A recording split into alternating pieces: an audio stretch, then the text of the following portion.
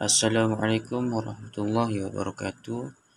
Pada video kali ini saya akan menerangkan pengoperasian data PJT amplifier. Data ini menggunakan 4 buah komponen, iaitu transistor 2N3904, perintang, kapasitor dan juga menggunakan komponen iaitu V-sign. Data ini merupakan data penguat pengasing pemancar iaitu common emitter amplifier yang berfungsi untuk menguatkan isyarat AC kecil.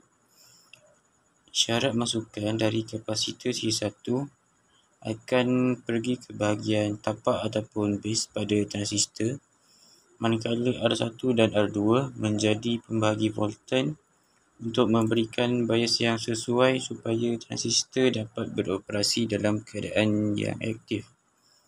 Apabila isyarat diberikan, perubahan kecil pada arus di bahagian base akan menyebabkan perubahan besar pada bahagian pemungut iaitu kolektor.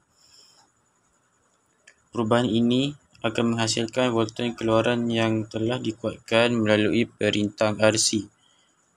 Perintang RE menstabilkan operasi transistor dan kapasitor C2 untuk menguatkan keluaran. Kapasitor C3 pula akan menggandingkan isyarat keluar ke bahagian perubahan.